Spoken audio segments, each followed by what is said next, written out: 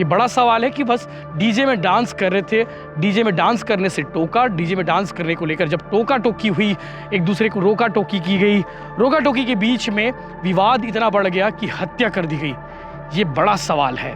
लगातार दोनों परिवार, दोनों गांव वालों के बीच में, यानी कि दोनों मोहल्ले के बीच में जो है, लड़कों के बीच में रंजिश हुआ करती थी और एक दूसरे के कार्यक्रम को ये दोनों जो है बायकॉट भी करते थे।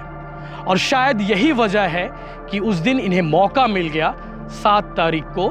6 तारीख को चूंकि विवाद हुआ और 7 तारीख को मौका ऐसा मिला कि तीनों की हत्या कर डाली। 2 साल पहले यादव परिवार में शादी थी और यादव परिवार में शादी के दौरान जो है दुर्ग से बारात आई थी।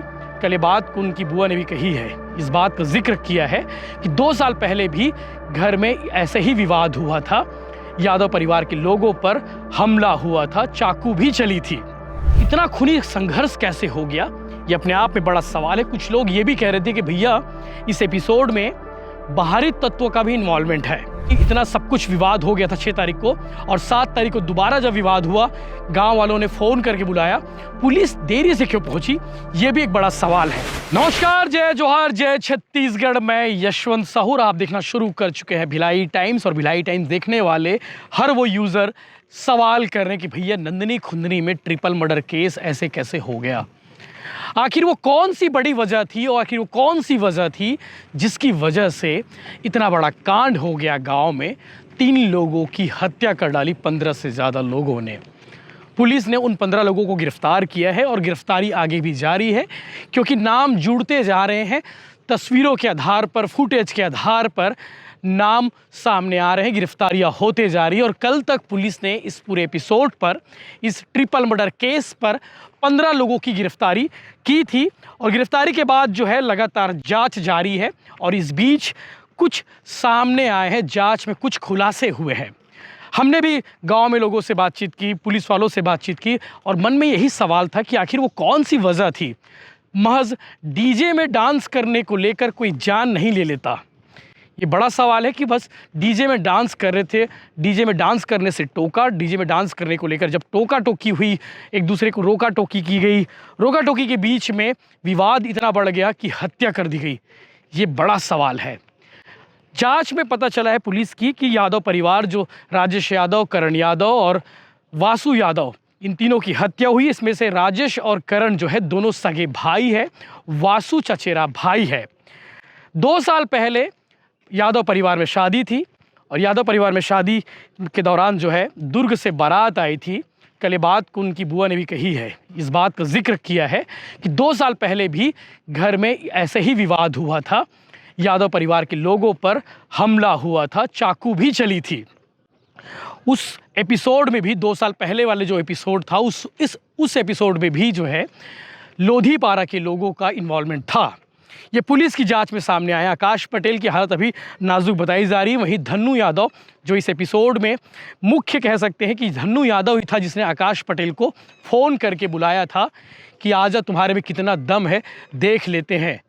दरअसल 6 सितंबर की घटना थी। 6 सितंबर की घटना के बाद 7 सितंबर को 2 बार और विवाद हुआ और रात में वो खूनी संघर्ष में तब्दील हो गई और मौत का तांडव रचा गया। पुलिस जांच कर रही थी, जांच में अभी तक खुलासे होते जा रहे हैं। और आज से ठीक 2 साल पहले की जो मैंने बात शुरुआत में कही कि 2 साल पहले भी यादव परिवार पर जानलेवा हमला हुआ था और लोग कनेक्शन ढूंढ रहे क्या कि वही विवाद की वजह तो नहीं है, क्योंकि दोनों पारा के, यादव पारा और पटेल पारा, जिसे लोधी पारा भी वहाँ पे लोग कह रहे हैं, इन दोनों पारा के बीच में रंजिश थी और गाँव वाले इस बात को अच्छे से जानते हैं।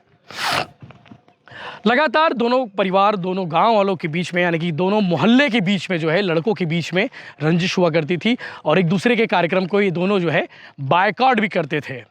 और शायद यही वजह है कि उस दिन इन्हें मौका मिल गया 7 तारीख को। 6 तारीख को चूंकि विवाद हुआ और 7 तारीख को मौका ऐसा मिला कि तीनों की हत्या कर डाली। ताबड़तोड़ पिटाई हुई, जिसे जो मिला उससे इन्होंने मारा। लाठी, डंडे, बांस, कुछ भी नहीं छूटा, कुछ भी नहीं बचा। इन तीनों पर इतना प्रहार किया गया कि रास्ते में अस्पताल ले जाते वक्त इन तीनों की मौत हो गई। दम तोड़ दिया इन तीनों ने। पुलिस की जांच में एक और चीज़ें सामने आई हैं। ये पता चला है कि इन दोनों परिवारों के बीच में, इन दोनों मोहल्ले वालों के बीच में रंजिश तो थी, लेकिन रंजिश जो है इतना खूनी संघर्ष कैसे हो गया, ये अपने आप में बड़ा सवाल है। कुछ लोग ये भी कह रहे थे कि भैया इस एपिसोड में बाहरी तत्वों का भी इन्वॉल्वमेंट है। अगर पुलिस ठीक से जांच करे तो शायद खुलासा हो जाए कि बाहरी तत्व कौन कौन हैं जिनका इन्वॉल्वमेंट था। क्या 2 साल पहले जो रंजिश हुई थी, 2 साल पहले जो विवाद हुआ था, क्या उनका भी कोई कनेक्शन है? एक और चीज़ सामने आई है पुलिस की जांच में। धन्नू यादव जो बार बार फ़ोन कर रहा था, 6 तारीख को जब गांव में बैठक हुई थी, बैठक में समझाइश भी दे दी गई थी कि तीज त्यौहार का मौका है, गणेश पर्व भी लगने वाला है, तो कोई विवाद आगे नहीं चाहिए। लेकिन बात इतनी नहीं बनी, दोनों के बीच में रंजिश थी। जो धन्नू यादव है इस एपिसोड में घायल है, वही फ़ोन करके आकाश पटेल को बुलाया था और आकाश पटेल को चैलेंज किया था कि बहुत उछल रहा था, बहुत उछक रहा था, अब आ जा, अब बता कितना दम है। इतनी बात को लेकर जो है इनके बीच में विवाद फिर से शुरू हुआ और 7 तारीख को लगभग दिन में 2 बार विवाद हुआ और आखिरी जो थी उस दिन रात तकरीबन 8:30 बजे विवाद खूनी संघर्ष में बदल गया।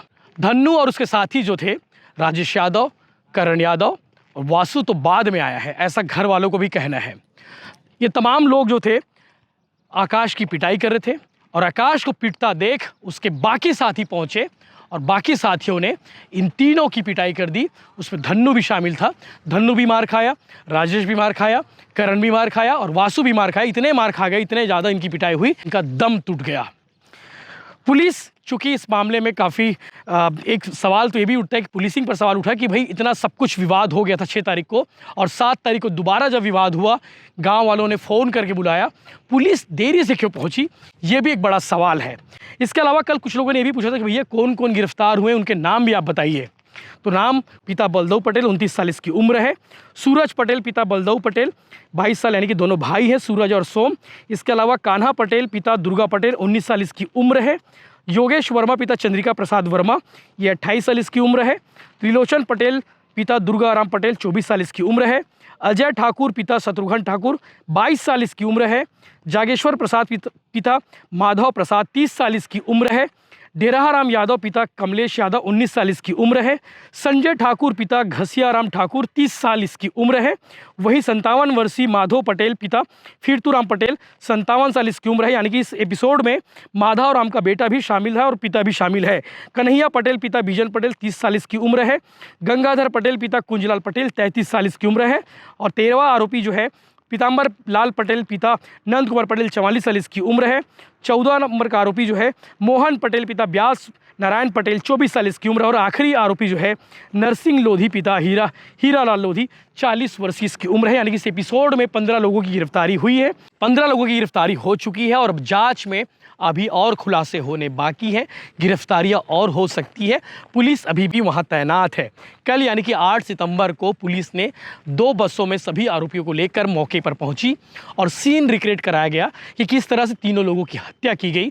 ये भी वहाँ पे रिक्रिएट कराया गया पंडाल के पास में और शीतला मंदिर के परिसर में जो है ये पूरा विवाद हुआ था। जिसे जो सामान मिला उस सामान से इन्होंने इन तीनों की पिटाई की, इन तीनों की मौत हो गई है। पुलिस की फोर्स मौके पर पहुंची हुई थी और अभी भी पुलिस बल उस गांव में तैनात किया गया है कि किसी प्रकार का कोई विवाद तो नहीं हो जाए। ये बड़ा सवाल है, चूंकि यादव परिवार के लोग कल भी आक्रोश में थे और आज भी आक्रोश में हैं। यादव परिवार के लोगों का कहना है कि इस एपिसोड में जिन लोगों के नाम सामने आए, जिनकी गिरफ्तारी हुई है, उन लोगों को फांसी पर टांग दिया जाए, मौत का बदला मौत से लिया जाए, ऐसा यादव परिवार का भी कहना है। कल हम चूंकि घर गए थे, घर में बातचीत करने गए थे। इसके अलावा सरकार से इन्होंने मुआवजे की मांग की है, क्योंकि राजेश यादव और करण यादव दोनों सगे भाई हैं। दोनों भाई के बाद अब कोई उस घर में बचा नहीं है। ये भी अपने आप में चिंता का विषय है और उस परिवार के लिए दुख भरा विषय है। उनका कहना है कि सरकार की ओर से मुआवजा मिलना चाहिए। राजेश यादव की पत्नी और उसकी एक साल की बेटी बस घर में बची है। इसके अलावा राजेश यादव के पिता और उसकी माँ है, जिनका आगे जीवन भरण पोषण करना बड़ा मुश्किल नज़र आ रहा है, क्योंकि करण और राजेश ही इकलौते थे, दोनों थे जो घर परिवार परिवार को संभाल के रखे थे। राजेश की पत्नी का कहना है कि शाम को वो घर से टिफ़िन लेकर निकला था काम पर जाने के लिए, नाइट ड्यूटी जाने के लिए, लेकिन वो लौटकर वापस नहीं आया। इस पूरे एपिसोड पर हमारी नज़रें बनी हुई हैं। आप लगातार अपडेट्स के लिए चैनल के साथ बने रहिए। हम इस पर आपको पल पल का अपडेट देंगे, क्या कुछ हुआ वो सब कुछ आगे बताते रहेंगे। कल इन तीनों का जो है एक ही जगह पर अंतिम संस्कार भी किया गया गाँव में, और गाँव वाले इकट्ठा थे। गाँव में अभी भी गमगीन माहौल है, शोक का माहौल बना हुआ है। और उस गणेश पंडाल में कल तक जो है शाम तक पूजा शुरू नहीं हुई थी, जिस गणेश को लेकर वो आ रहे थे, और डीजे में विवाद हुआ था 6 सितंबर को, और उसके बाद 7 सितंबर को दिन भर विवाद हुआ, और शाम को जो है खूनी संघर्ष में वो तब्दील हो गया। इस घटना से एक सबक लेने वाली बात है, क्योंकि इस घटना ने सबको तबाह कर दिया। सोचिए 3 लोगों की मौत हो गई, उन 3 लोगों के परिवार का क्या होगा। इसके अलावा इस एपिसोड में जो गिरफ्तार हुए हैं उनका क्या होगा, उनके परिवार वालों का क्या होगा, क्योंकि ये भी बात सामने आई, यही एक प्रमुख बड़ी वजह रही है कि नशे की हालत में ये पूरा घटनाक्रम हुआ है। और हर बार एक अपराध में ये बात सामने आती है कि नशा नाश है, और ये बिल्कुल वैसा ही हुआ। नशे की वजह से ये पूरा एपिसोड शुरू हुआ, और नशे की वजह से पूरा परिवार तबाह हो गया। सोचिए, इस एपिसोड के बाद आपको समझ आ रहा होगा कि उन 15 लोगों के परिवार पर क्या बीत रही होगी, और उन 3 लोगों की मौत के बाद उनके परिवार पर क्या बीत रही होगी। आप सोचकर हैरान हो जाएंगे। किसी की उम्र 19 साल है, किसी की उम्र 25 साल है, किसी की उम्र 23 साल है, पूरी ज़िंदगी बची हुई थी, लेकिन नशा ने सब कुछ नाश कर दिया। जय हिंद।